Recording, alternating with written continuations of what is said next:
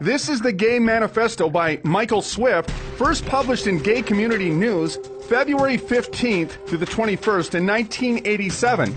It is also reprinted in the Congressional Record. This is what it states.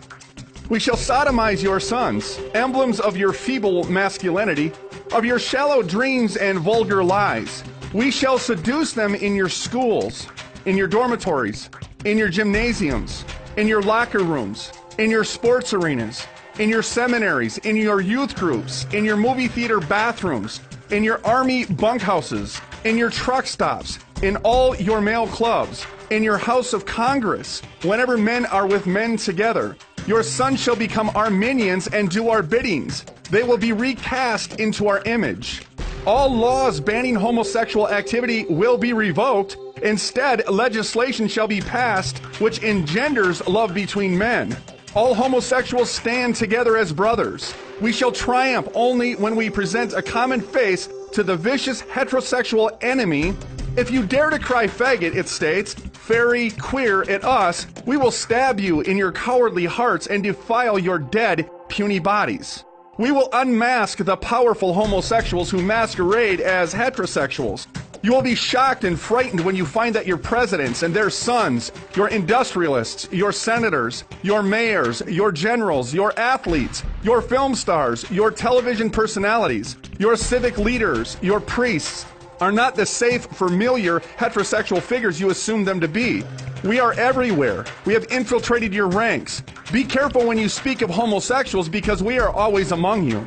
We may be sitting across the desk from you. We may be sleeping in the same bed with you. All churches who condemn us will be closed. Our only gods are handsome young men. For us, too much is not enough. All males who insist on remaining stupidly heterosexual will be tried in homosexual courts of justice and will become invisible men. We shall rewrite history, history filled and debased with your heterosexual lies and distortions. We shall be victorious because we are filled with the ferocious bitterness of the oppressed who have been forced to play seemingly bit parts in your dumb heterosexual shows throughout the age. We too are capable of firing guns and manning the barricades of the ultimate revolution. Tremble, hetero swine, when we appear before you without our masks. Have you heard or read this article before? Why not? Today's show is called What, Sodomite? And this is what this country has come to. It's a bootlicking society where you have to be like me in order to make money. See? And that's how they roll in Hollywood. And that's how they roll in any kind of job that's going to give you 6 figures or more. You got to be a part of the brotherhood. You got to be a part of the sisterhood. You got to be a fraternity sorority. Now remember, next month, it's July. All the big-time constituents of Black Entertainment will meet in Atlanta. Man, it's going to be some freaky things going on in that month. They're going to put on their Pandora box. What I mean by that, they're going to allow them, you'll never see this face value because it's strictly for the movers and shakers, your Tyler Perrys, your Eddie Murphys. You know, I kid you not, man, this really goes on. Your P. Diddy's. You're going to see, you won't see it in the public, but that's what they do in that month. That's a celebration. And then they have newcomers that they bring to the forefront. Who wants to be in the business? Who wants to sell their soul like Nelly? Who wants to be a part of this ritual goddess elite club? They'll take you into Pandora's box and allow them to be dressed up like eyes wide shut, and they're going to be popping dudes in their behind. I kid you not, man. And the women going to get it too. You know, but the women are not going to celebrate with the men. It's a separate entity, but they have women over the women. But then when she want to get really broke in, the men initiate her too. Then you're part of the hood, sisterhood, but that's just the beginning. Because now you got to take it to the next level. They got to teach you the Baphomet. They got to teach you the rituals. They got to teach you all the do's and don'ts. Then you got to sign your name in blood. That's when you're getting ready to make the big money, like Nelly. See, I'm just throwing him under the bus because he's having a difficult time dealing with what he done. It's too late, man. You had 10 to 12 years of success. You had money galore. You done about $3 to $5 million mansions. You've been balling with Bentleys and all these things. You done pop men in their butt. P. Diddy and Nelly done got it on a few occasions. When you get ready to come in that hip-hop era, Diddy gonna get you. Especially if you think you look like something. He wants some of that booty, man. Those are dudes he's popping. When P. Diddy is on his yacht or whatever he's doing, it'd be smooth-faced dudes with glasses. Now, ask yourself this. Why do these dudes wear dark Gucci shades in the middle of the night? Because the eyes are the window to the soul. They're evil as hell, man. They figure with their glasses on, they can lie to you. You won't see who they really are. That's how they get down. They're sodomites, and they hide it not. You sign with Cash Money, you're going to do the same thing Soulja Boy did. You're going to do the same thing Bow Wow did. You're going to do the same thing that Waka Flocka Flavor did. What did they do after they got signed on these labels? They tattoo their whole body. Why you think they do that, yo? Just to be different? Nah. They did that because they was raped. They get they anal to be in this truth of the music industry, showing their honors to the people that's before them. That's the truth of the industry, that you're willing to take a man's penis in his anal. That's the truth. Okay? And when they did that, they just didn't do it one time. They did multiple times. And the only way they feel like they can get their dignity back is to tattoo their body to make them feel like I still have my manhood. What you think they did to B12, man, BK? They raped them boys, man. They popped them in that immature. They raped them boys. They literally raped them boys, dude. Tigger was done in too. All of them are. If they didn't follow the rituals, they could not get airplay. Did you know that? If they didn't have the right executives sucking them off and in return popping them in their anal, you know they couldn't sell records, because the music business is a force, man. And when you look at them, they look hardcore, like, oh man, they ain't down with that. Yeah, they are. Waka Flocka. You can't shit. You can look at him and tell he done fucked a few. Come on now. All these guys, man. Tupac too. When he took, I said this before, but let me really reiterate. When he took that picture in the bathtub with the gold between his legs, he was a pinup bitch. He submitted to them like, hey, whatever goes on, goes on. I just want to get paid. That's the way they get down. It's just the truth. Some people can handle the truth and some people can't. We don't care. But it's time to start looking at things with both eyes open and not both eyes shut, because the truth is the light, man. It's this cat that want to be a part of the rap game so bad, man. He looked like he would kill his mama to get a hit record. Rick Ross signed this guy on YouTube. And when Rick Ross signed that dude, man, as wicked as Rick Ross is, now you know Rick Ross is wicked as hell. He did not want to sign that brother. When that dude signed that contract with Rick Ross, and Shoemaker hit it right on the point. He looked at that contract, man. He just shook his head, but you can see in his eyes. He just had a look where all bets are off. Like, God damn, another brother gone. You see what I'm saying? But them demons got to be fed, man. He has to do it. He has to feed the demons, meaning he got to keep signing. He got to find people who's vulnerable and dumb enough to want to sell their soul. Once you get into the sodomite world of Hollywood, you have to keep initiating. Why do you think P. Diddy keep bringing out new people? He ain't gonna help them. He gonna give them one song and he gonna get rid of them. Where's Danny Kane at? I mean, seriously, where they at? He really made those girls look like whores, which they probably already are. Now they're just taking skin shots, right? Booty shots, ass cheeks out. See, that's what happens when you get in this work. And by the way, them girls was turned out too. So y'all really believe that this doesn't go on? Do you really believe that it's all about perseverance and getting your education and just getting with the right person to see your talent and give you that type of wealth? These people are demonic. When you see those guys on HGTV, you know, that home network, how they show you how to fix up a house and buy property, these people are all demonic. Selling New York and all that, all of them are gay. All those brokers are gay, and most of the women go by. I'm just telling you how they get down. What they try to do is show you how to build a house and show you how to buy property, but at the same time, they show you how to intertwine with gay. See, a lot of y'all don't catch that. Y'all just look at it as, oh, that's people are people. No, it's not. It's a mind control set. The Food Network, brother. Get it? You look at these guys and be like, man, I'm a chef. I just want to do food. I don't want to be a part of Hollywood. They got their hand on everything that makes money. To be a part of the Food Network, you got to do the same thing as getting a hip-hop contract. It's just dealing with food. You got to take the oath. You got to be a part of the brotherhood. And if you're going to make money like Rachel Ray, you got to sign your name in blood, too. She's wicked as hell. Now check this. Whenever they're doing HGTV, notice when they're doing the HGTV, they have their hands in pyramids a lot. So y'all got to start checking the flow, because everything in Hollywood and everything on cable is ran by who? Illuminati. You get this? So this is how they roll. They always, when they're talking about home networking and how to buy property, they have their hands in the pyramid. This on HGTV now.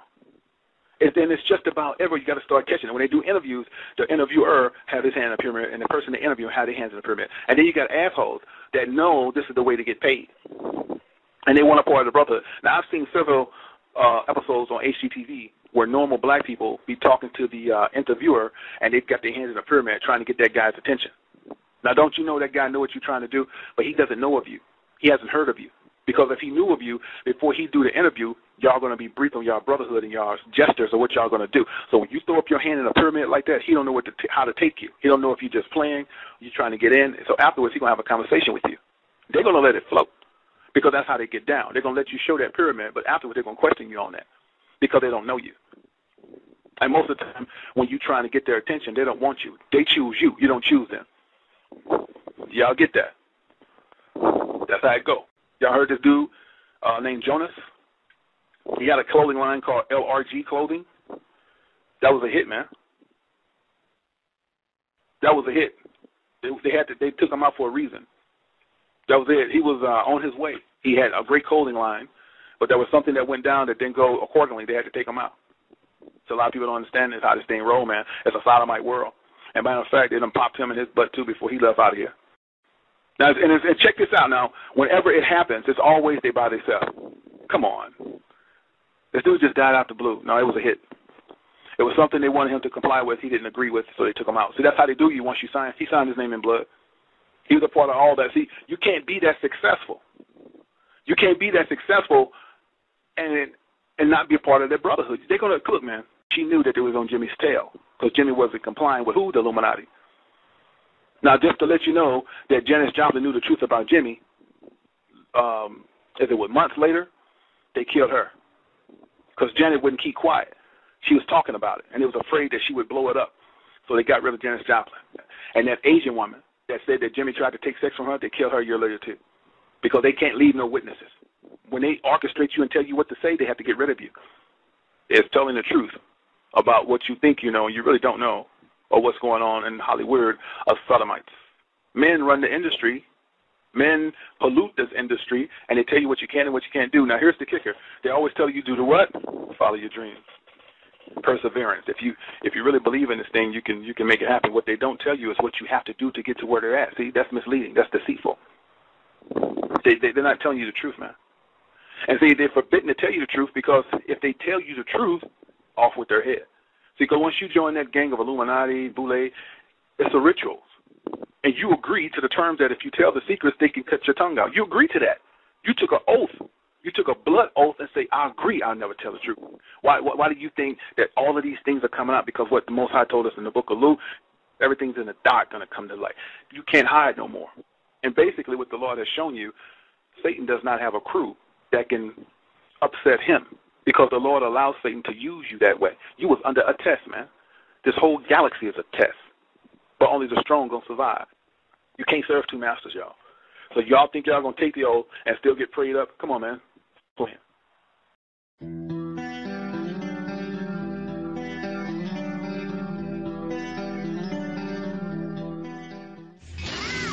Put him up.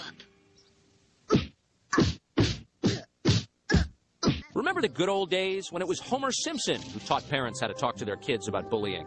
Let me help you dry those tears. Somewhere along the line, it looks like parents dumped that job on the schools. Just outside San Francisco, in Alameda County, it looks like kids will be learning the 4 R's this year: reading, writing, arithmetic, and re-education. A vocal group of gay couples is pushing lesson number 9, a so-called anti-bullying lesson plan that will teach kids in kindergarten through 5th grade about LGBT, or lesbian, gay, bisexual, and transgender lifestyles. I'm a gay dad. I've been with my partner for 15 years, and we've raised both of our children since birth. We needed to address the issues of harassment, and we needed to address the issues of visibility, and the district answered that call. Alameda Unified School District is acting appropriately in response to both anecdotal knowledge and data that anti-LGBT harassment does occur in our schools, as it does in other schools across the state and country. Remember, this is about kindergarten through 5th grade. After this meeting, we asked Assistant Superintendent Sherratt to provide that data she referenced on LGBT bullying. In an email, she replied, quote, "I have referred you to the district's legal counsel. It is appropriate that she respond." We're still waiting for that response. What we do know is out of the 140,000 schools in this country, from kindergarten through college, the FBI documented 135 bias incidents based on sexual orientation in 2007. But none of these 135 incidents are specific to grades K through 5. And Fox News reporting did not find any data evidencing bias incidents based on sexual orientation at the elementary school level in 2007 or in any other year. The LGBT, I classified in the new bullies on the block. The school is not there to teach my child the social issues of life. That's my job. The problem is there's a group of adults who are trying to superimpose their ideology on some children instead of just preparing teachers how to handle bullying or how to handle offensive language. So why have LGBT groups moved to the head of the class? Fox News cameras were in Alameda to capture over 10 hours of heated public debate. On one side, angry parents. And they said, ooh, your mom's a lesbian. Lesbian, lesbian, your mom's a lesbian. And she said, I didn't know what they meant, but I just felt really sad, and I went and sat by myself. I'm 16, a sophomore at Alameda Community Learning Center, an avid fantasy role player, a metalhead, and a homosexual. I have been harassed by other students in my classes and even began to consider to just stop trying in school and to just give up on life. On the other side, more angry parents. My child has been the product of bullying because she's black. She has never viewed a single video in the classroom like Eyes on the Prize, the history of the Buffalo Soldiers, or African-American women writers from the 19th century. However, I am not requiring Alameda Unified School District, who is already strapped for cash, to incorporate these changes because I know how to successfully parent, educate, and instill value and self-worth in my child. You are choosing a book in Tango Makes Three that for 3 years in a row from the American Library Association, and again, libraries are choices, was the most challenged book.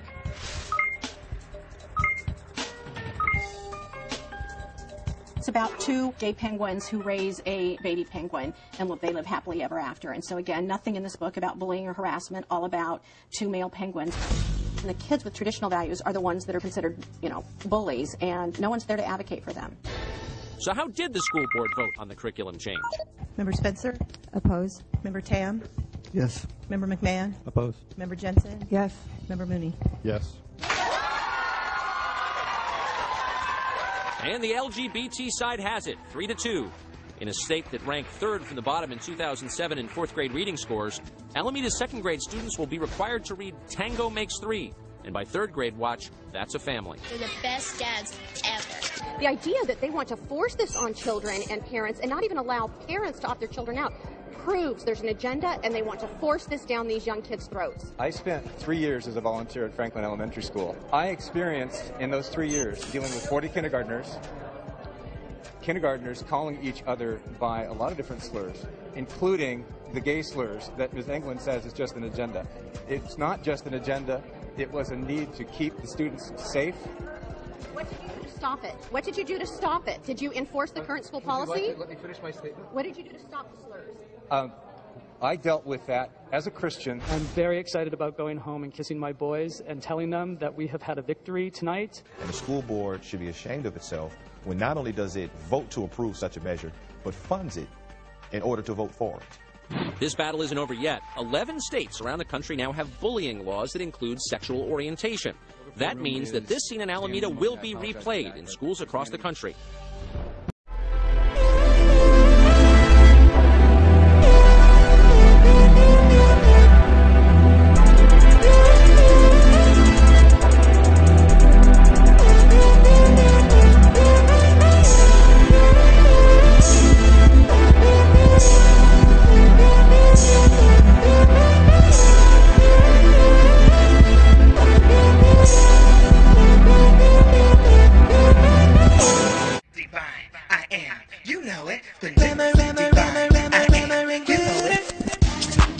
Who's on your own. Yeah, and then I saw this guy, hi Muffin. Now this guy, he was a guy, but he looked like a cross between Lenny Kravitz, Prince, and Rosario Dawson. Celebrity stylist, philanthropist. Very pretty dude. Yes, very cute. Yes. Hey, love muffins, it's we scorn. I was just doing the pawpaw and I forgot how much fun doing the pawpaw was. I was like, ow, and ow. Shout out to all my gay followers. I don't ever want to out any. Well, that's not the right word to say. I don't ever want to ostracize anybody. Shout out to all my gay fans out there right now that's listening. Roll your window down and just say, ah! Dance with me on the disco. Come on and dance. Dance with me and the disco. Come on and dance. You make me feel mighty real. As they driving in a pink car. You make me feel 2 tons of fun. mighty real. Mighty real. Mighty real. You know what's funny? Look at Marcus.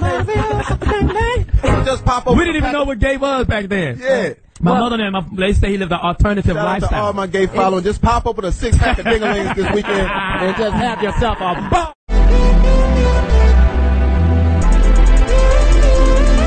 I think that there are several rappers that are in the closet and gay, and see, those are the type of gay people that the only type of gay people I have a problem with. Like, I don't have a problem with gay people. Gay people are, Beyonce should have said, "Who run the world? Gays," because they everywhere, man. You know what I'm saying? And rightfully so speaking, man. Do you? It's a free country. Be gay. You can, do that. Game don't have a problem with gay people. Game has a problem with people that are pretending not to be gay, but that are that are gay. Because the number one issue with that is that you can be fooling somebody and you can give them AIDS and they can die. And so that in the closet shit is real scary. You know what I'm saying? So we got to get into the seriousness of it, and it's just not fair to other people. And then that shit spreads because that girl that you might be fooling might leave you and go find another dude who ain't gay, give him the disease, and he go cheats on her. And so it's it's an ongoing thing, man. So it ain't cool to be in the closet. So if you gay, just say you gay, man. Be gay and be proud, man.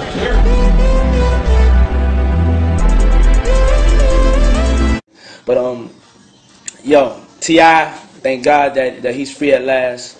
Jeezy, oh my God, Jeezy, Busta Rhymes. That's it. Rick Ross. Rick Ross. Rick Ross. Rick Ross. Rick Ross. Rick Ross.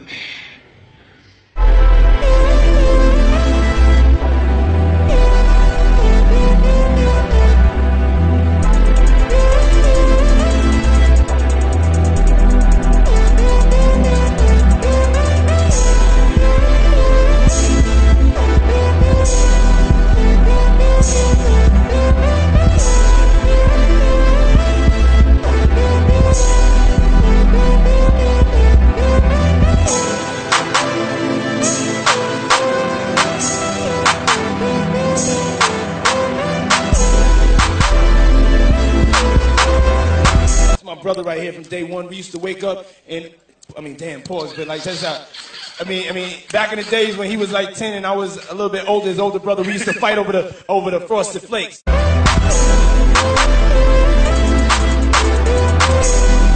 telling people now, my new slogan is? My new slogan is this: we come out December 4th, we gonna own the fourth quarter. You heard me? We gonna own the fourth quarter. And if you don't jump on the bandwagon now, it's a problem, because I don't want you jumping on the bandwagon come when we this far. You better hop on now. I'm giving all these magazines, don't chop this. Everybody a chance to hop on now. Don't come hopping on later. I'm not like winning the Super Bowl and then want to automatically be a fan of mine. Don't do that. I'm advise you to hop on now and get on the train and don't miss it. That's what.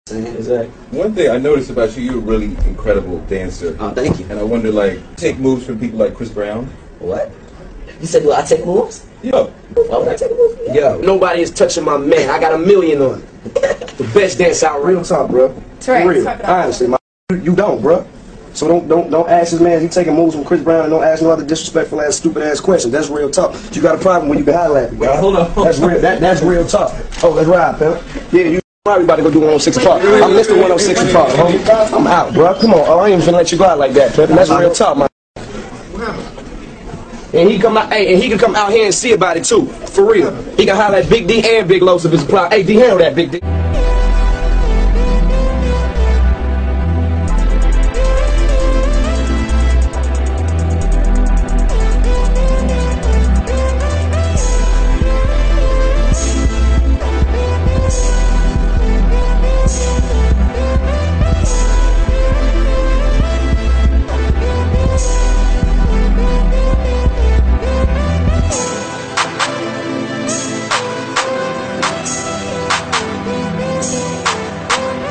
Do you think that you've done songs with gay rappers, and who are not obviously in the closet? Possibly. Yeah? Or when you say who not in the closet? Who is in the closet?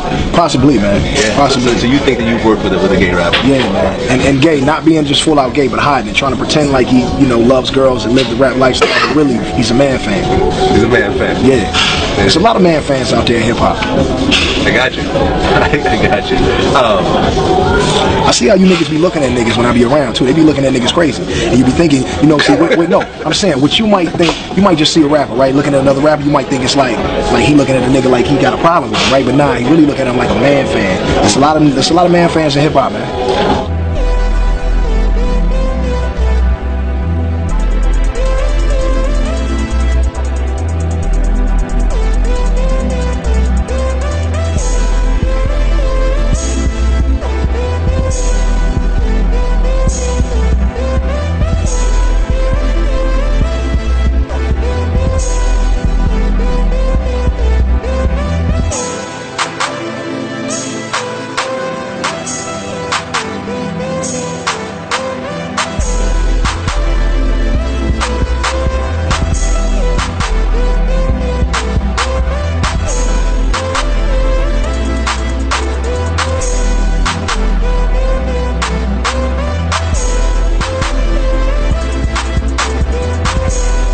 There's a whole bunch of you hoe-ass rap niggas that in the closet, nigga. Yeah, you in the closet, nigga. Know what I'm talking about? You a homosexual, know what I'm talking about? I ain't got nothing against you, but nigga. The only reason why you probably hearing them on the radio a lot and seeing their video a lot is because they got like little weird situations with niggas. I don't know if it's like a homosexual situation, some believing in the devil type situation, some going against the grain situation. Niggas be doing any and everything they got to do to get in position.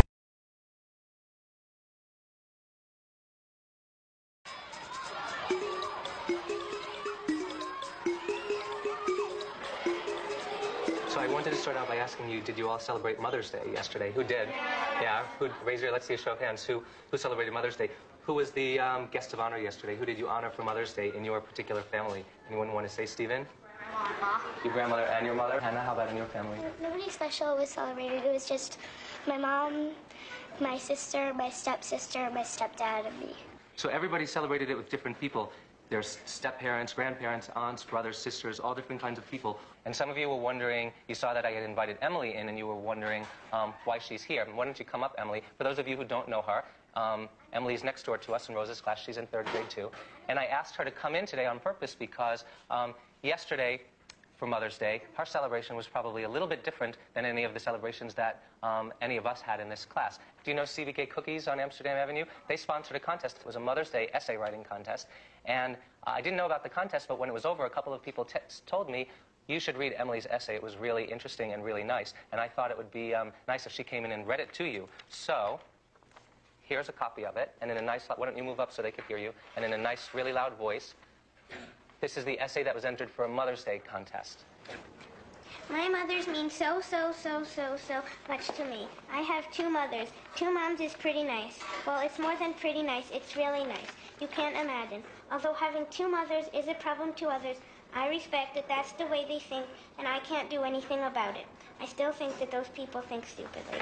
This once happened with a boy in my class who could not come to my house because my parents were lesbian. One night, I called their house, and the mother told me their version of the Bible. I stood up for my mothers and knew that many kids of my class were supporting me and calling me to see how I was. I am proud of my moms and enjoy marching in the Gay Pride March every single year with my moms. So wasn't that a nice essay? Should we give Emily a round of applause? And I thought that before we move on, that you might have a comment or a question that you wanted to ask Emily about her family or about her essay. Daniel? I think that it was a really nice poem because she stood up for her mother and father, her mothers, and she didn't care what other people thought. And it was like, it doesn't matter if you have a mother and a mother, a father and a father, you stood up for them. Miranda? I liked your poem also, and the thing also, but did you win the contest? You did. Congratulations. Today, the law says that if you're the same sex, 2 men and 2 women, you can't get married. It is against the law. And I thought that it might be kind of fun for us to sort of be pretend judges for a few minutes. What I'm going to give each of you is a sheet that just tells you that some people think that it's wrong for gays to get married, that it's not natural, and that it goes against what a family is. Other people think that the state should not decide these things, that it should just be up to 2 adults to decide what they want to do. What do you think the answer to these questions are? Should gays be allowed to marry? Should they not? What I want you to do is have a discussion. And of course, when you have a discussion, not everybody agrees, but everybody does listen to one another and try to understand each other's positions. I don't see why they shouldn't. I don't see why they shouldn't get married. I know, I mean, they love each other. It's just like any other people. They just can't get married like that. I mean, one might have a disease and they want to get married and they won't even know about it. And then maybe the other person might catch it and then they won't be able to get married. Yeah, but a man and a woman could have a disease also like that. I think gay people should get married. Guys, they love someone, let them get married. I know. Let's say Andres wanted to get married to Eric. I'm just doing this, but I am the judge and I'm saying, no, you two can't get married. I don't care if you love them. You can't get married. How do you think you guys will feel? Mad? Yeah, exactly. So, like, now the majority is not gay or lesbian couples. I think they should think about what if the majority was gay or lesbian couples and there was a law that said you had to be gay or lesbian and you couldn't get married to the opposite sex. I think they should think about that and see how they would feel, and then they might know how the gays and lesbians feel, and then I think that they should really think about that. It's like they want to be the bosses of other people. It's just like having prejudice against blacks or Jews. In my position here, I would like to give the boys and girls here as many experiences. We go on field trips. We read a variety of pieces of literature.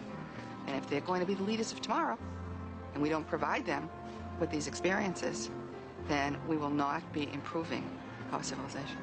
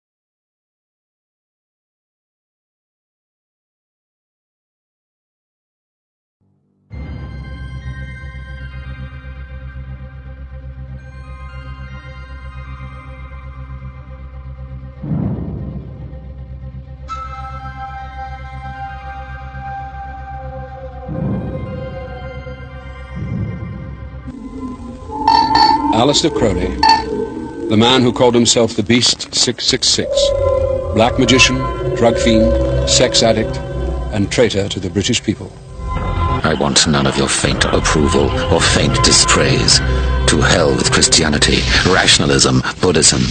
I want blasphemy, murder, rape, revolution, anything bad or good, but strong. Part of Aleister Crowley's so-called sex magic included orgies with little boys whom Crowley molested. Crowley taught that in order for the new eon of Antichrist to be established, he had to initiate the world into homosexuality. Crowley began by implementing many of his homosexual sex magic rituals into a secret order called the OTO. The musical group White Stains named themselves after erotic homosexual poetry written by Aleister Crowley, which Crowley grossly entitled White Stains. They keep with us, then maybe we're gonna have to start throwing bombs to make it stop. We're young, we're queer, we're gonna rule the world. We're young, we're queer, we're gonna rule the world. You're about to see startling evidence that Crowley had as much influence on the world with his sex revolution as he did with the drug revolution. Aleister Crowley knew that if he was to establish the new age of Antichrist, he would have to destroy God's design for family, consisting of men and women as husband and wife. Crowley therefore declared in his book Magic Without Tears that family was public enemy number one. Crowley, who was out to destroy the family, said this, quote, "Think what horrid images it evokes from the mind. Not only Victorian, wherever the family has been strong, it has always been an engine of tyranny. Curse them. They are always in the way. To the performance of this work, speaking of the new age, the nearest obstacle and the most obvious is the family." I have exposed myself to every form of disease, accident, and violence.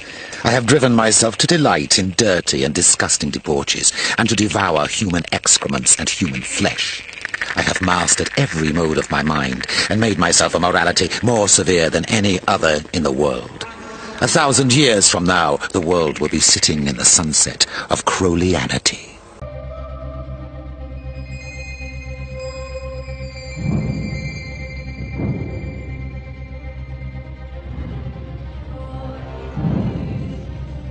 often seen marching in homosexual parades is a sexually deviant group NAMBLA, some of whose members are associated with the teachings of Aleister Crowley. Like Crowley, NAMBLA emphasized homosexual sex, including sex with little boys. NAMBLA actually stands for North American Man-Boy Love Association. Sadly, many homosexuals are preying on the little children. In fact, nearly 60% of homosexuals claim that they were molested by another homosexual while they were children. Crowleyite and founder of the modern gay movement, Harry Hay, is seen here marching in the parade wearing a sign promoting the North American Man-Boy Love Association. Homosexual Michael Swift wrote in the Gay Community News, quote, "We shall sodomize your sons, emblems of your feeble masculinity. We shall seduce them in your schools, in your dormitories, in your gymnasiums, in your locker rooms, in your sports arenas, in your seminaries, in your youth."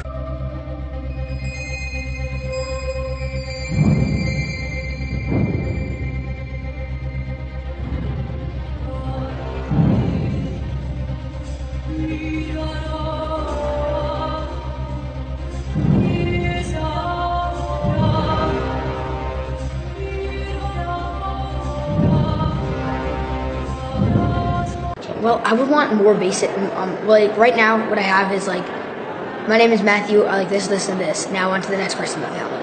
I wish I could give more information because it's more important. It's important to the story to know everyone's perspective on everything.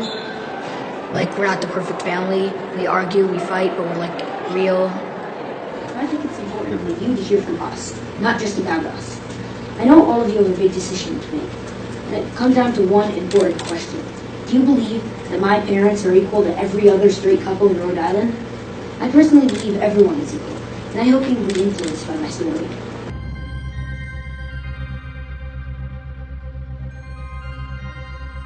And I hope you will be influenced by my story. Homosexuals have made incredible inroads into the public school systems, even though they themselves cannot have children with their same-sex partners. Project 10, which was based on the skewed statistic of sex researcher Alfred Kinsey, who claimed that 10% of the USA was gay, is still a program that is taught in public schools today as homosexuals seek to recruit among the young and impressionable. Project 10 seeks to get impressionable elementary students to explore possibly latent homosexual tendencies by lying to them and claiming that the basis of Kinsey's statistics is that 10% of them are homosexuals and need to accept it. Incredibly, along with Harry Hay, the world's most renowned sex researcher Alfred Kinsey was also influenced by the works of Satanist Aleister Crowley.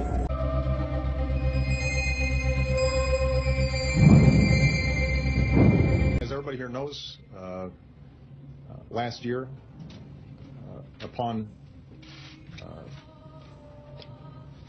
a long period of reflection, I concluded that we cannot discriminate against same-sex couples when it comes to marriage. That the basic principle that America is founded on, the idea that we're all created equal, applies to everybody, regardless of sexual orientation, as well as race or gender. We're all created equal. Aleister Crowley declared the death of Christianity. He was to be the new Messiah that would replace the pallid dead Christ. I believe he was the real thing. He had given himself under demonic control. He was evil. Very clever. A genius, for God's sake. A raving genius, you know. In a world of little tiny people, this crowd is saying, my God, why are you so unhappy? You want to make love? Well, make love, for Christ's sake. You want to take drugs? You want to expand your consciousness? Please do it.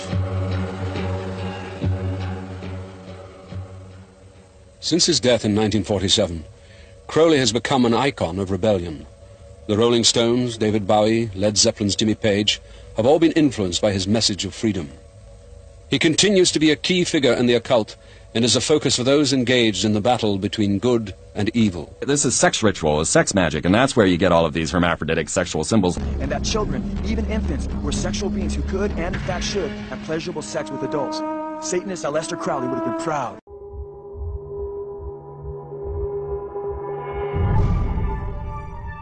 We have been being poisoned by this stuff since 1957. When you open up a can, you may not notice the lining inside, but believe it or not, that lining may contain a synthetic estrogen. That's right, a sex hormone, and it's in almost every single can we consume. This could probably be a cause of a lot of the problems people are having, and this just blows me away. You know, this makes me sick.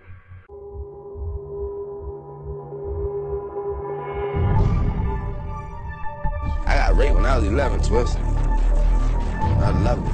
NAMBLA, some of whose members are associated with the teachings of Aleister Crowley. Like Crowley, NAMBLA emphasized homosexual sex, including sex with little boys. I loved it. Oh, because it's just, ooh, Lil Wayne's just too good. I loved it. I ain't never pressed charges. I'm gonna do you like Baby them did me. Yeah.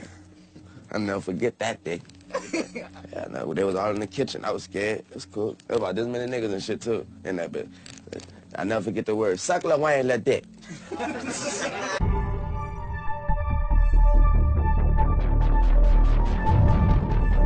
But instead of the usual boy meets girl romance, this film's about cowboy meets cowboy. It's one of the most forward attempts yet by Hollywood to mainstream homosexuality. David Kupelian, author of The Marketing of Evil. It is very, very propagandistic because the entire purpose of the movie is to make homosexuality seem like something good and appealing, and to make people who are opposed to homosexuality seem to be bigots and homophobes. There have been homosexual movies for years, but usually marketed to gay and art house audiences, but not with Brokeback. They are marketing red state, bush country America.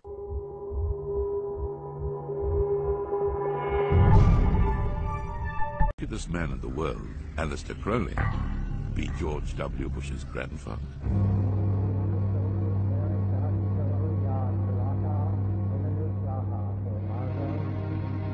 In 1925, Crowley received a letter from Theodor Roos of the OTO in Germany. A vacancy had become available for international head of the OTO. They had chosen Baphomet. To the British, and indeed the Americans, I may have been a flesh-eating devil, but the Germans obviously still appreciated the lore of Thelema. I was still Baphomet, an Ipsissimus, the great beast, 666.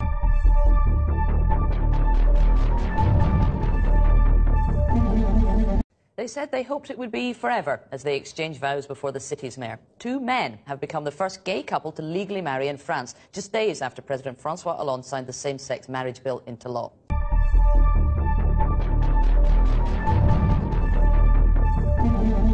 I'm gonna say my chorus. Running through all the dicks, like Forrest. I hate niggas, that's not true. They asked me what block I live on, I said on your dick, between your balls. Okay, I said I'm sucking your dick, your balls in my face like Kobe. Little niggas, I be sucking your dick, y'all don't even know me.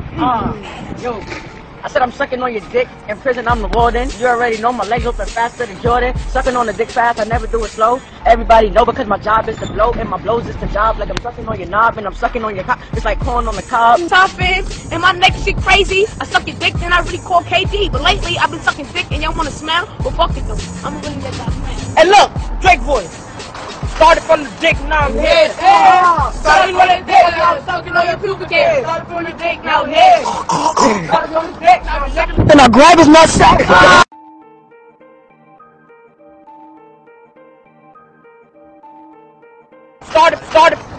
Started from the dick, now I'm here. Started from the dick, now I'm here.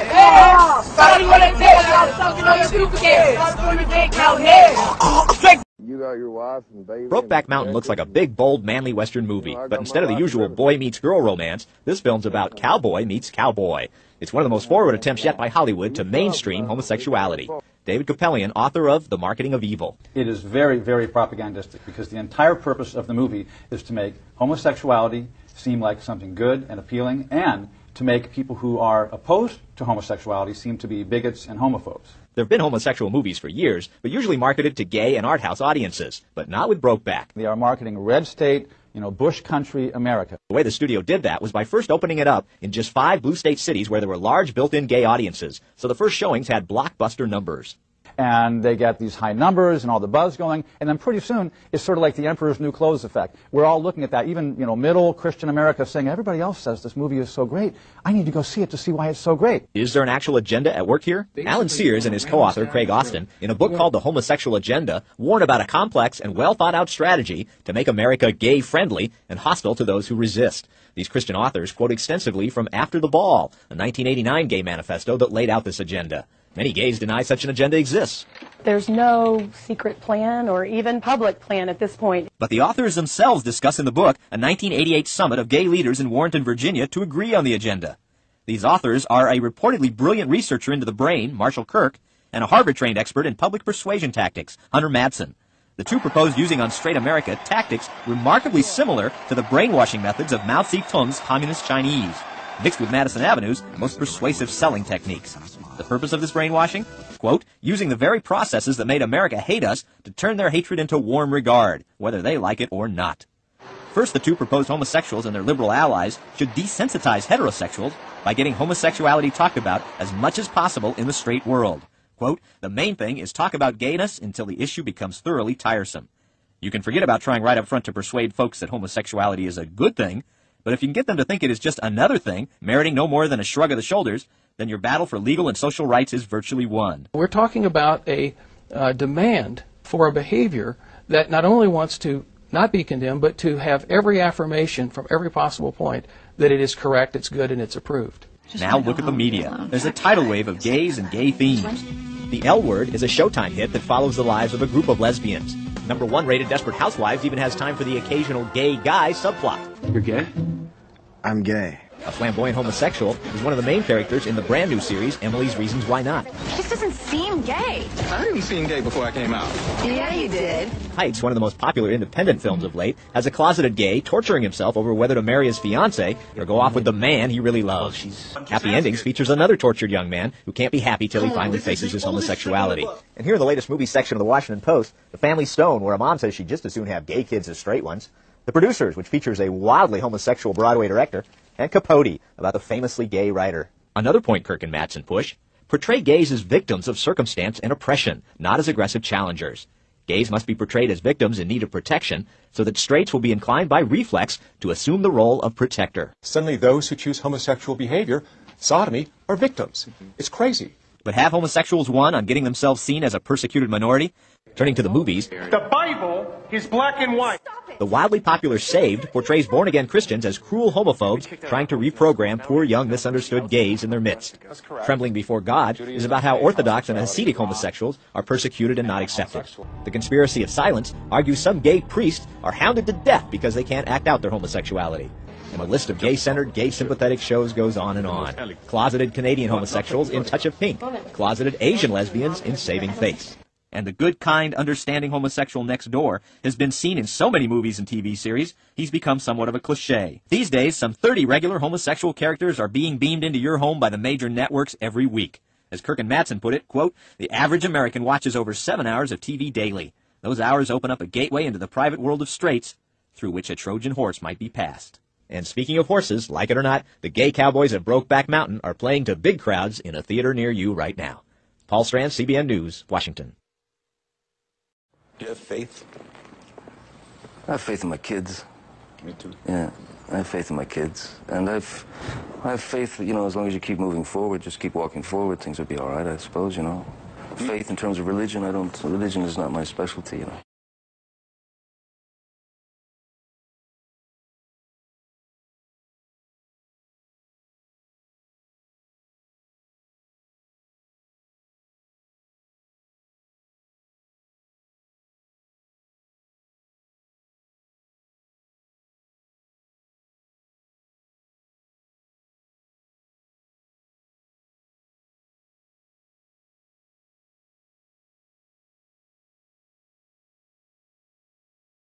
The most feasible ways is to please the spirits. It's to deride Christ and his people, such as you see today in the rock music world.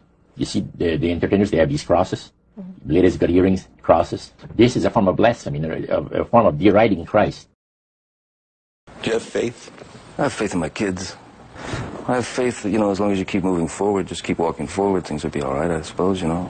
Faith in terms of religion, religion is not my specialty, you know.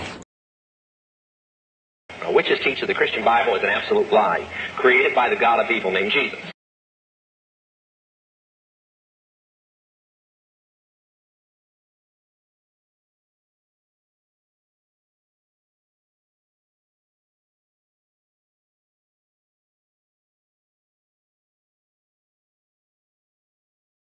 I hereby pronounce this the final shot of the set. Wait a minute. What's that?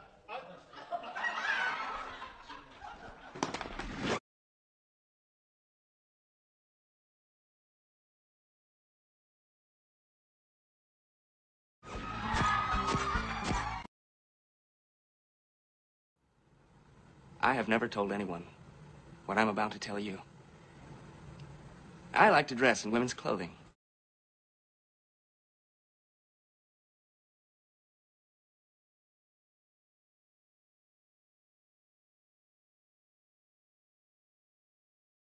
Is when I dropped the information about Quincy Jones. He set up sex rings in Hollywood. I'm saying there's a homosexual ritual that they go through in the Illuminati secret societies. Quincy Jones brought in Fresh Prince, and his first movie was what? 6 Degrees of Separation. Brought in Queen Latifah. Queen Latifah set it off, licking and kissing on women. Are you proud of me? Kevin Campbell, his little sweet ass up and down Hollywood Boulevard. Go online and read where Tupac said he was asked by Quincy Jones to fuck him in the ass. When Tupac said no, that's when Tupac was marked for death. Why? Because Tupac was engaged to Quincy Jones's daughter. Quincy Jones's daughter was best friend was Aaliyah. Aaliyah was engaged to Dame Dash. Now, if y'all follow these people back, all of them either died or was brought to ruin. Without TV, the Illuminati would never gain control of the world. There's symbols on the TV sets that are hypnotic symbols. You can talk to anybody who's a hypnotist and they can tell you, why do you think that you can sit there and somebody can scream in your ear half the time and you don't know they're screaming at you? There are things that are burnt into your mind through the TV sets that are subtle, that are symbols and words and action. 2 of the major networks in this country are completely Illuminati owned. Lock, stock, and barrel. ABC and CBS. And NBC is 90% Illuminati. Try getting a serious Bible-believing program on TV that preaches hardcore gospel. It'll never happen.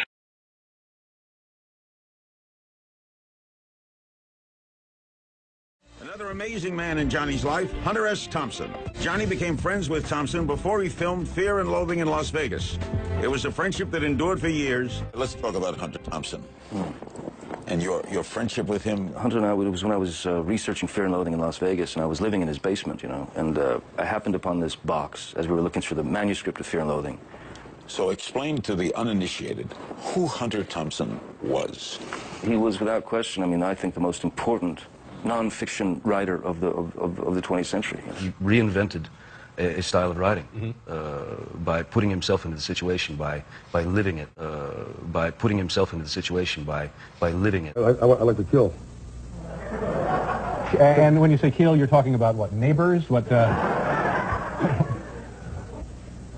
don't want to talk about shooting people, do we? No, but you're teasing when you say you like to kill, right?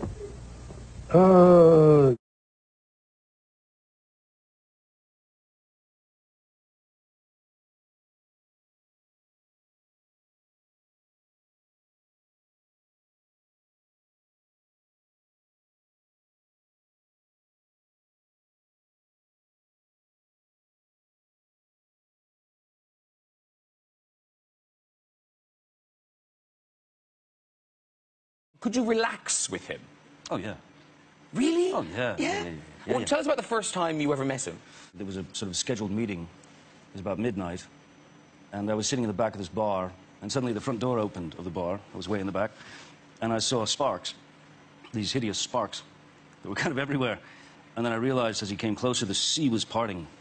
People jumping and diving and hurling themselves to safety. I realized that he had a 3-foot cattle prod in his left hand. In his left hand, he had a 3-foot cattle prod. Right hand, he had a taser gun. And a taser in his right. And then I heard, "Out of my way, you bastards." And I heard was, "Out of the way, you bastards." And then we shook hands, and then we went back to his house and built a bomb. I shot it with a shotgun. And it went off? Yeah, 80-foot fireball, yeah, huge. See, he does sound like fun. Nitroglycerin and things like that. We did this thing, Breakfast with Hunter, where he was in town, so I went to, Johnny Depp and I went to go see him, and we picked him up in some car, and he had some inflatable blow-up doll that he was calling Ling Ling. And we drove around Hollywood before we went to this reading, and he kept beating the doll. And then he would take her out into the street and say, "You bitch!" And he would just be punching this blow-up doll on the street, and you'd see these cars swerving. And I mean, he was just always ready for a show that was beyond any sense of kind of decency and went into some absurdist land that made your head spin. I like to kill. I was funny because I like to kill. Yeah. We don't want to talk about shooting people, do we? No, but you're teasing when you say you like to kill, right? No, I'm not teasing. I used to like to kill. Hunter S. Thompson, a friend of yours. Later in life, just kind of veered off, you know, right. Little. Demons. Veered off, you know, right. Little. Demons. Demons. Do you have faith? Faith in terms of religion, I don't. Religion is not my specialty, you know.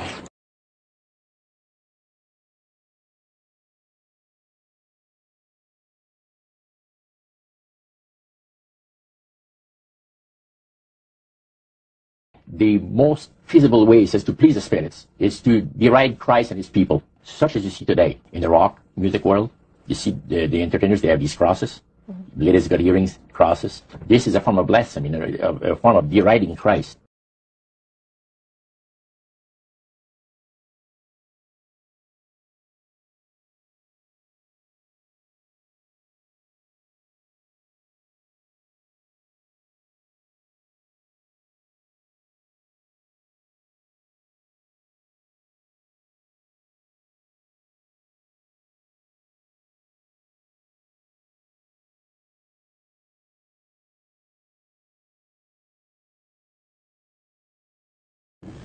And if Washington doesn't have enough to talk about these days, the Washington Times reported today that unidentified White House aides in the Carter, Reagan, and Bush administrations now are being investigated for using the services of a callboy ring.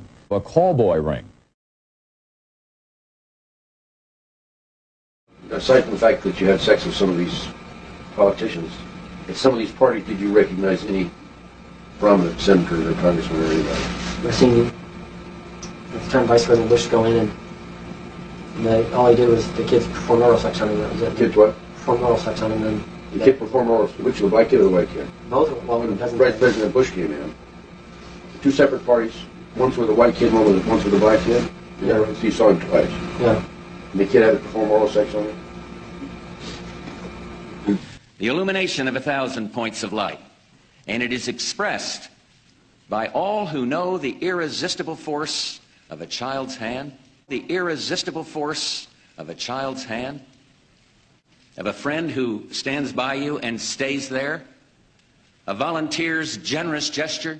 After the party was over, the ones that were involved with him, or the ones that he was trying to get political favors from, that won whatever they wanted, they would stay or they'd come in after the party was over, or the next day.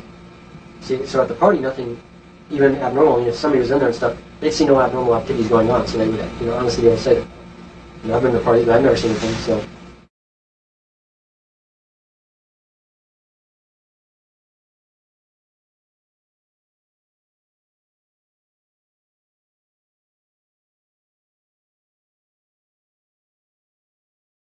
I do that for, I like to kill. I was funny because I like to kill. Yeah. We don't want to talk about shooting people, do we? No, but you're teasing when you say you like to kill, right? No, I'm not teasing. I used to like to kill. He used to call me Colonel Depp. He said, Colonel, we must produce this. We'll produce this together. It'll be our, And so that was the plan. Losing Hunter took me down because you know that these friends, these mentors, these teachers, these father figures, these someone who you really. It was amazing to be accepted by them and to be loved by them. He dictated exactly the way he was going to live his life. Or maybe he didn't care. Oh, well, he couldn't give a rat's. He really didn't. So it didn't make any difference what planet. It was all going to be about him. Exactly. Yeah. I like to kill. No, but you're teasing when you say you like to kill, right? Hunter S. Thompson, who was the author of The Rum Diary and the author of many great books, including Fear and Loathing in Las Vegas, he reinvented a style of writing by putting himself into the situation, by living it, He's, for me, one of the great heroes. He's, for me, one of the great heroes. For me, one of the great heroes. And when he died, you blew his ashes. What Hunter wanted was to be blown out of a 150-foot cannon and shot into the stratosphere. And I think he knew that I was the only one stupid enough to make that happen, and I did. Did it work? Oh, yeah. He came down all over all of us. We were covered in Hunter's ashes. But the idea also is to take Hunter, his ashes, and then mix that in with gunpowder. There was something so poetic about that, something so kind of symmetrical about Hunter becoming basically large bullets. But today, the West Memphis Three have become a cause celeb. How can you be absolutely sure that these three men are innocent? If there was the tiniest sliver of doubt, I wouldn't be sitting here.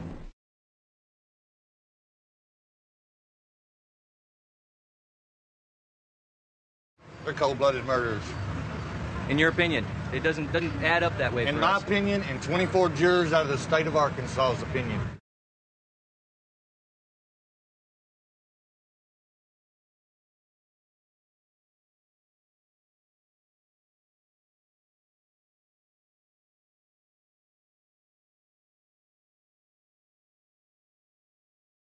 The West Memphis 3, convicted of a horrific crime, the murders of 3 8-year-old boys in Arkansas. The little boys were found in a drainage ditch, mutilated and beaten to death. The crime was believed to be part of a satanic ritual. Do you feel a sense of the clock ticking? Oh, yeah. Do you feel a sense of the clock ticking? Oh, yeah.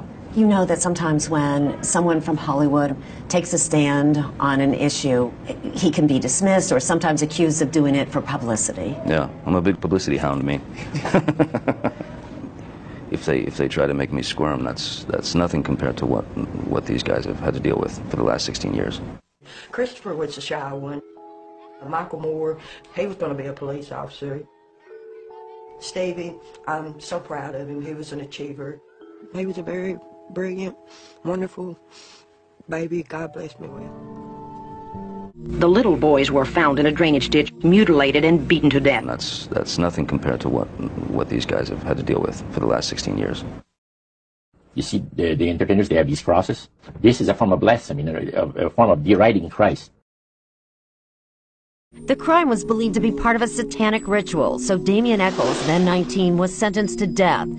But the person that you are today is sitting on death row. You wouldn't want to change that?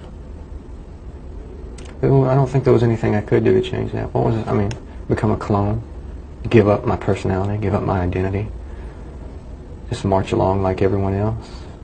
I'd rather die first. How can you be absolutely sure that these 3 men are innocent? If there was the tiniest sliver of doubt, I wouldn't be sitting here. You're familiar with a fellow named Aleister Crowley? I know who he is. Okay. A noted author in the field of satanic worship, right? I know who he is, but I've never saw any of his books personally. Okay. Not really much of a follower of his? I would have read them if I would have saw him. Aleister Crowley is a guy that, based on his writings, believes in human sacrifice, doesn't he? He also believed he was God, though. So. Whose names are written on that document? Mine, Jason's, my son's, one that says Aleister Crowley. And Wait, who? Aleister Crowley. Now, this is a document that you've written while you've been waiting in jail for trial, right? If you say so. How can you be absolutely sure that these 3 men are innocent? If there was the tiniest sliver of doubt, I wouldn't be sitting here. The little boys were found in a drainage ditch, mutilated and beaten to death. The crime was believed to be part of a satanic ritual. Part of a satanic ritual. Okay. And one of the names that you picked out to write about was this fellow named Aleister Crowley, correct? Mm-hmm. Is that just a total coincidence? You just pulled his name out of the air? No, it's just the same book that I had with the different alphabets in it. It also had stuff about him in it. You write all this down from memory? Mm-hmm. The only other name on this document, besides yourself, your best friend, and your son, is Aleister Crowley, correct? Yes, sir. The little boys were found in a drainage ditch, mutilated and beaten to death. The crime was believed to be part of a satanic ritual. That's nothing compared to what these guys have had to deal with for the last 16 years. On question number 9, how do you think the person feels that did this? The answer was probably makes them feel good, gives them power. Now, I guess Officer Ridge said that too. No, I used common sense on that. Okay. If someone was doing it, then they must have wanted to. And if they were doing something they wanted to, it must have made them happy. I don't think they were doing it because someone forced them to or because they didn't want to.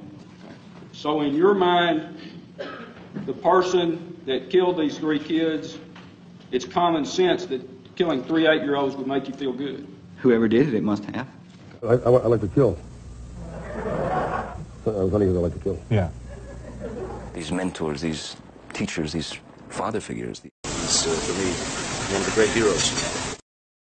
Did you also tell him that each person had a demonic side to them? I believe every person has a good side and a bad side, yes. Well, were those your words when you referred, when he's got written down here, he stated that there was no control of the demonic portion of people? He asked me, did I think there were some people that could not control that side? I said, yes, I guess there is. It also states that Damien stated that the younger the victim would be more innocent, and in turn more power would be given the person doing the killing. Right. Okay. Did you say that? Yes. Okay, those are your words. Mm-hmm. Did you pick that up when you were studying to be a Catholic? No. I saw that on several movies, books. How can you be absolutely sure that these 3 men are innocent? If there was the tiniest sliver of doubt, I wouldn't be sitting here. Did you hear somebody say something about the murder of the 3 little boys? Yes, sir. I heard Damien Eccles say that he killed the 3 boys. Where were you? Was he saying that to you, or what were you doing? I was walking by with my friend. He said I killed the 3 little boys, and before I turn myself in, then I'm going to kill 2 more, and I already have one of them picked out. You didn't recognize anybody else that was with him? I saw Jason Baldwin there. And who was Damien talking to? All the people there. All the people there? I don't remember saying that at the time because to me, I didn't actually do it. So it would have been like a joke. It would have been like a joke. Margaret, 2 teenage girls took the stand this morning, and they said they heard Damien Eccles confess to the murders of 3 8-year-old boys last May. One of the girls said she overheard Damien Eccles say, "I killed the 3 boys, and I'm going to kill 2 more. I already have one picked out." Later in the afternoon, when the defense began presenting its witnesses, Damien Eccles himself took the stand. He said he thought the girls were lying and that they were making up those statements. I don't remember saying that at the time because to me, I didn't actually do it. So it would have been like a joke. I feel good so far. So far, to me, it looks like we've got it beat. I only know of 2 things that really hurt. That one kid getting up there for Jason, and those girls. There was one point in there, though, where he asked you, he says, "It looks like you're just changing your story to fit whatever comes up." And you said, "Yeah." I was just like halfway listening to him.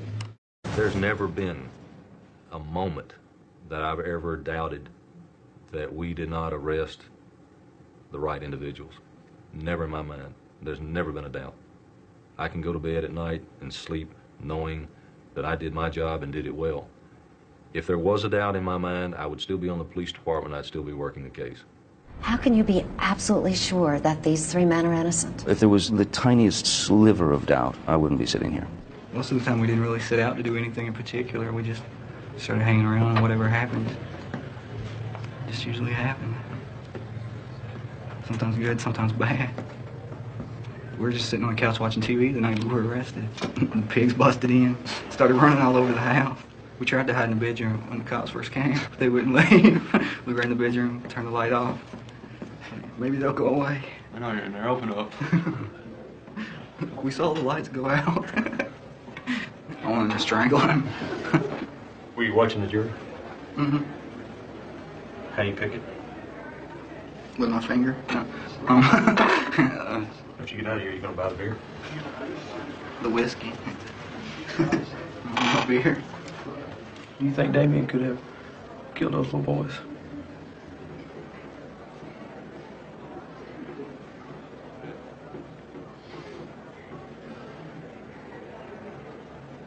They made it seem like he did.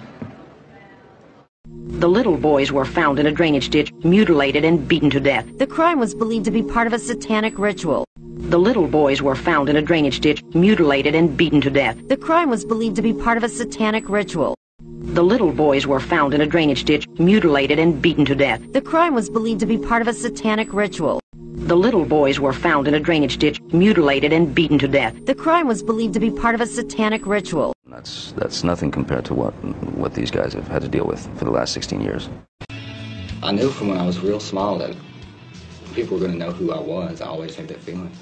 I just never knew how they were going to learn. I kind of enjoy it because now, even after I die, people are going to remember me forever. They're going to talk about me for years. People in West Memphis will tell their kids stories. It'll be like, sort of like I'm the West Memphis boogeyman. Little kids will be looking under their bed before they go to bed. Damien might be under there. We're just about out of time, and I'm wondering if there's anything that you want to say or you want to talk about that I haven't asked you about.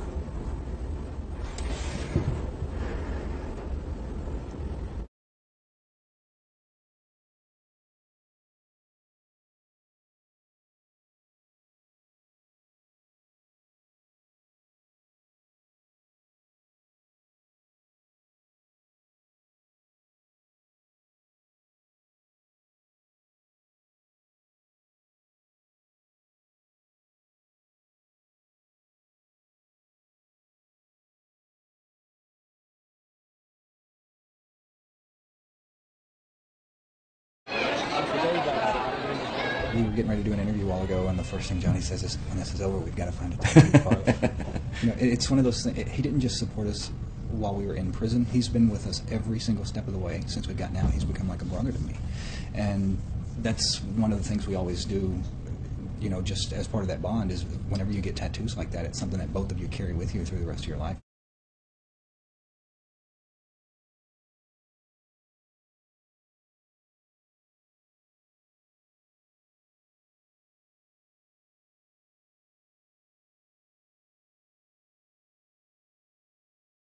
You see, the entertainers, they have these crosses.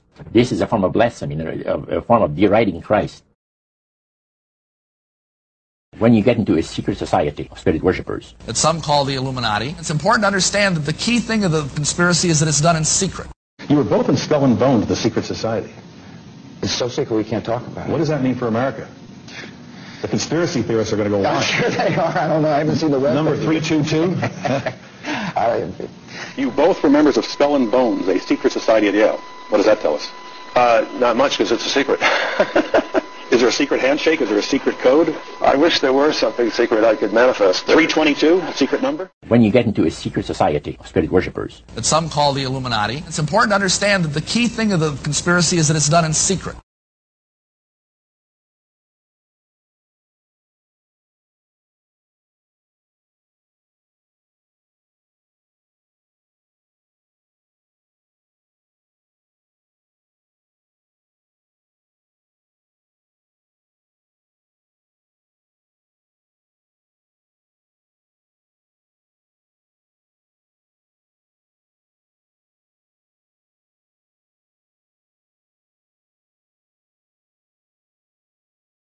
So you deliberately don't look at the finished product? Oh, yeah, I stay as far away as I possibly can. Is that right? Yeah. If I can, I try to stay in as profound a state of ignorance as possible. I just, you know, I don't like, I don't like watching myself. Yeah. But then he's up there. Right. You know what I mean? You know what I mean? You know what I mean? Then he's up there. Then he's up there. Then he's up there. Then he's up there. Right. You know what I mean? But aren't you a little curious to just kind of get a glimpse of yourself on the... Not remotely, no. Is that right? Really, truly, honestly. Wow. Aren't you a little curious about how the work looks that you're doing? No. I believe it's over 75% of people do not really believe in a real tangible devil. But there is one. Oh, yeah. I like to kill. I was funny, I like to kill. Yeah. These mentors, these teachers, these father figures. He's, for me, one of the great heroes. Case against two men accused of sexually abusing their children will be heard by a jury. In a stunning turn of events, the defense withdrew a plea deal that would have kept two Glastonbury fathers out of jail. Channel 3 Eyewitness News reporter Matthew Campbell just got out of court and is live now with the new information. Matthew? Well, Denise, this is literally a case that's pitting brother against brother. On one hand, you have one son who's describing in detail some of the graphic, alleged sexual abuse that happened at the hands of his two fathers. While on the other hand, his own blood brother is saying none of that is true. Now let's go ahead and take a look at video just shot moments ago. The two men at the center of it all are George Horanz and Douglas Worth. Here they are leaving the courthouse together moments ago. They had no comment for us, and they adopted 9 children in all. Some of them are accusing the couple of doing the unthinkable. We're talking about rapes, locking children in cages, and many more things just too graphic for TV. Now, the couple faced a slew of sexual assault charges, but once this went to court, the state... A little bit of fan mail here. Dear Molotov, like you, I'm a libertarian-minded individual. I love Ron Paul. Aside, I wore this shirt today just for you, Steve. Thought you'd appreciate that. Since watching your show, I've even started taking Krav Maga lessons. But there is one issue that I cannot seem to reconcile. How is it that you, an intellectually curious individual, a member of Mensa no less, could oppose LGBT people's right to marry whomever they want? Gay marriage is going to happen, sooner or later. If they don't get on the right side of history, the Republican Party may go down with this ship. I sincerely hope you aren't on it. With the utmost respect, Stephen. Well, Stephen, I truly appreciate your civil dissent. Your mild tone is a breath of fresh air compared to the usual profanity-laced, Dan Savage-styled diatribes that my staff are normally subjected to.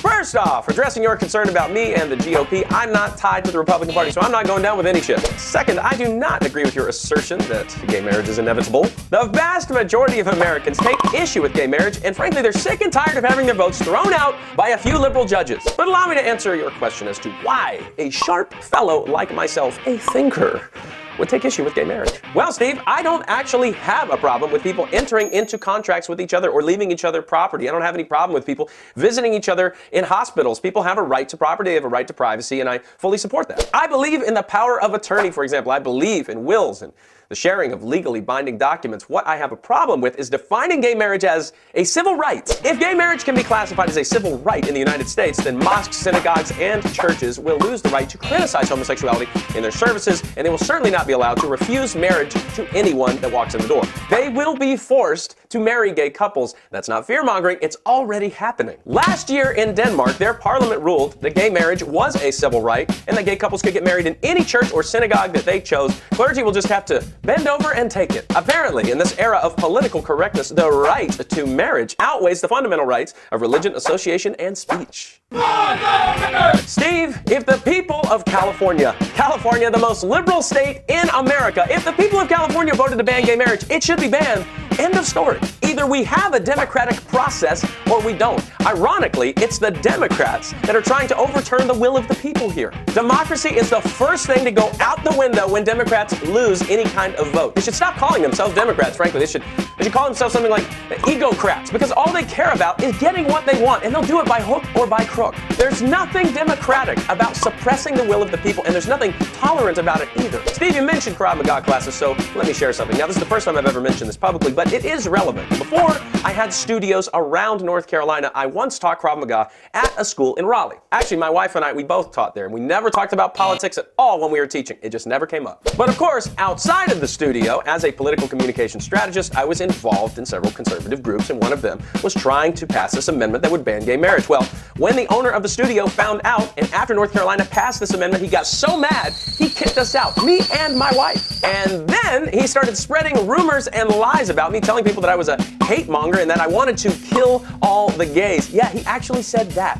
And he used those smears, those lies, to try to damage our business and ultimately steal my schools out from under me. And I'm the one who's a bully?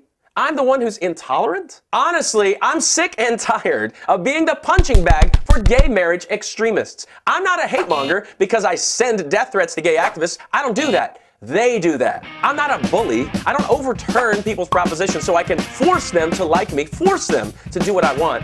They do that. I'm not some crazy kook fringe here. I represent the vast majority of Americans who are just concerned about the implications of turning gay marriage into a civil right. I simply disagree. And even though I'll be called a Bible thumper for bringing up these things, I haven't brought up the Bible once. I don't need to. I'm bringing up the Constitution because I respect the Constitution. I respect the law of the land. Unlike gay rights extremists, I actually respect the will of the people, even when they disagree with me. If gay rights advocates get enough votes to legalize gay marriage, legalize it. But don't call me a hate monger or a bully because we simply disagree, and don't you dare try to overturn my vote because you don't like the outcome. That's not democracy. That's not fair. That's not tolerant.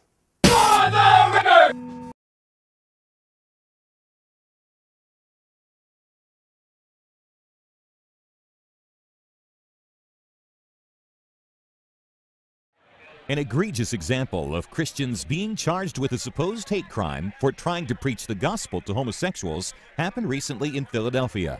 Michael Markavage is the founder and director of Repent America. On October 10th of 2004, our ministry was present at an event in Philadelphia called Outfest, which is a taxpayer-funded event which celebrates homosexuality. And we were there for two reasons, one being to address the public celebration of sin, and the second, to proclaim the Word of God and the gospel of Jesus Christ. Markavage and 10 other people carried signs and proclaimed the message of repentance and change through Christ at the event, which took place on the public streets of downtown Philadelphia. When we did arrive, we were interfered with by this militant group of homosexuals who came together to oppose our presence, to basically say that they're not going to allow us to come into the public streets to share the gospel. And certainly we went ahead and tried our best to communicate what we were there to do, and that was to share the message that homosexuality is sin and Christ can set you free. Police, instead of dealing with those who were acting disorderly, which was the homosexual group who were blowing these loud piercing whistles and engaged in blocking us with these styrofoam boards that were cut into the form of angels, they had surrounded us and began to follow us around. The police didn't deal with that situation, even though I'd asked. Instead, police arrested the members of Repent America and took them to jail. Arlene Elshinaway is a 75-year-old grandmother who demonstrated with Repent America that day. I've never been arrested for any reason whatsoever. We were handcuffed and taken into the paddy wagon, which was without windows, so that we really didn't know where we were going, where we were being driven to. We ended up at some police station. To this day, I don't know where. Ted Hoppe, an attorney affiliated with the Alliance Defense Fund, represented the so-called Philadelphia 11. They ultimately were arrested, charged with disorderly conduct, put in handcuffs, and taken away. They were held in jail for about 21 hours, charged, and then ultimately released, but still facing the criminal charges. After that time, what ended up happening was the district attorney's office formally charged them, and included in the charges against them were a charge under the Pennsylvania hate crimes law. Pennsylvania is called an ethnic intimidation, but it really is a hate crimes law. And that crime is a felony, and if they were convicted of that, would carry jail time in a state penitentiary. And what we were simply saying was that homosexuality is sin, but Christ can set you free. That was the message of our presence at that event, is that what you're doing here is celebrating sin in the public streets of Philadelphia. And as Christians, we're here to address that, but we're also to give the hope that is found in Jesus Christ to you. And that was what we're there to do. And the prosecutor in this case said, that's hate speech, and we're not going to have any of it. When we were released, given this piece of paper, which were 3 felonies and 5 misdemeanors, if they had found us guilty of these things, it was worth 47 years in prison, plus a $90,000 fine for each of us. The charge was ethnic intimidation. In my case, pretty ironic that I would be charged with ethnic discrimination. But since when does your sexual preference qualify as making you an ethnic group?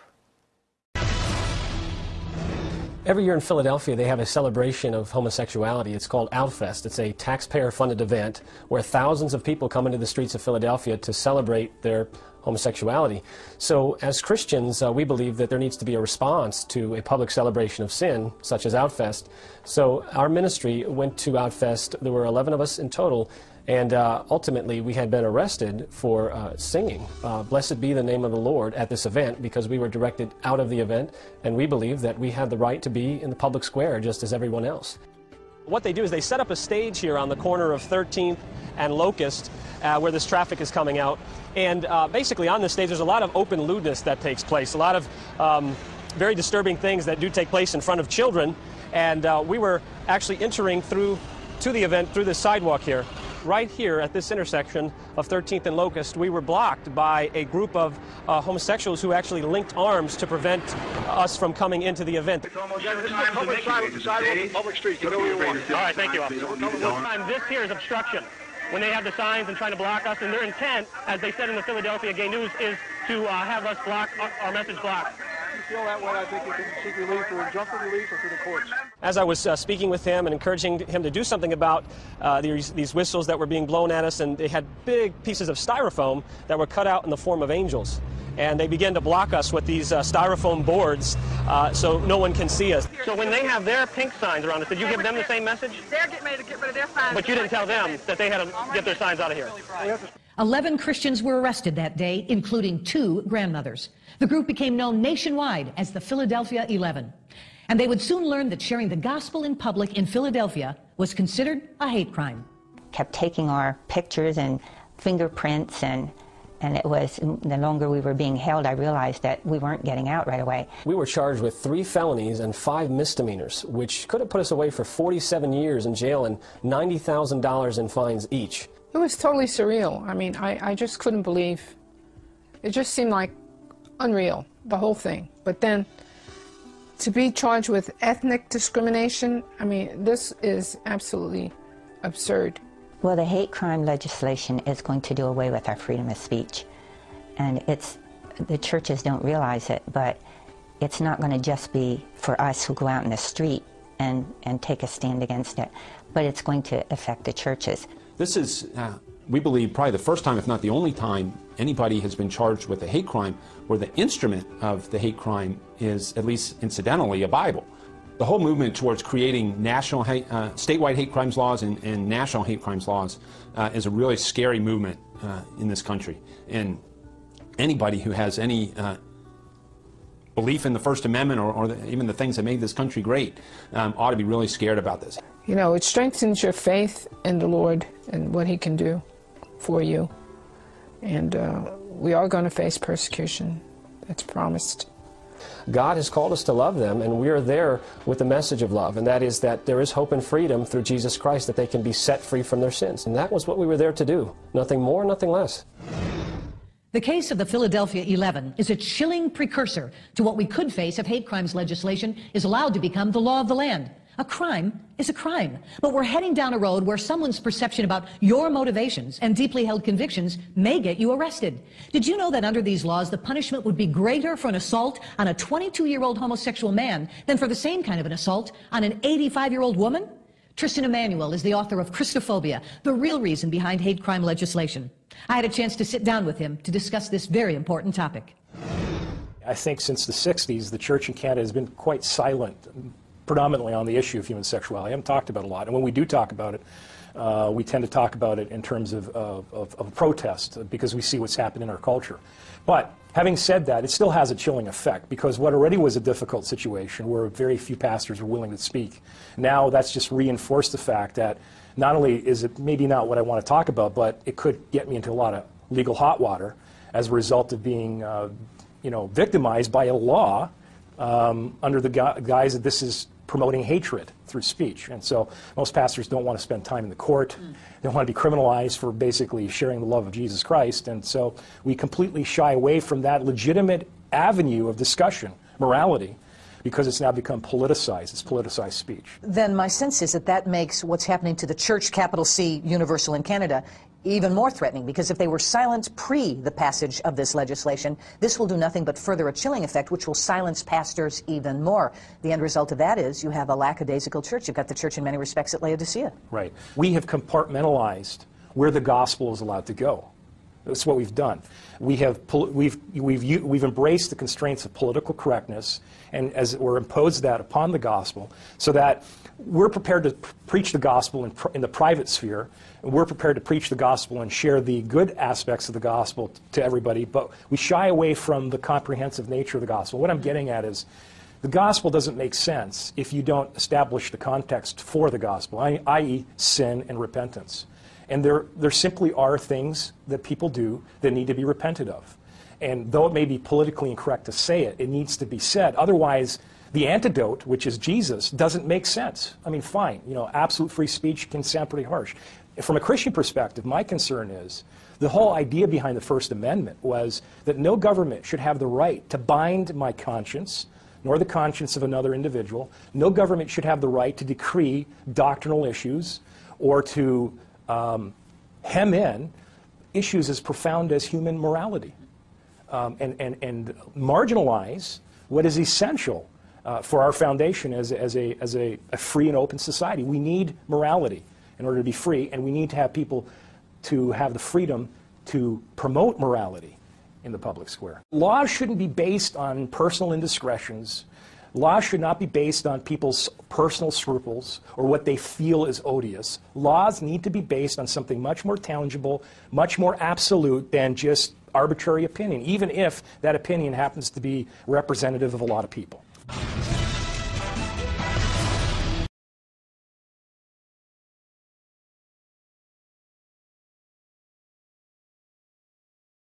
Bible's against it, God's against it, I'm against it, and if you've got any sense, you're against it. I figured a way out, a way to get rid of all the lesbians and queers. Build a great, big, large fence, 150 or 100 mile long, put all the lesbians in there. Fly over and drop some food. Do the same thing with the queers and the homosexuals. And have that fence electrified till they can't get out. And you know what? In a few years, they'll die out. Do you know why they can't reproduce?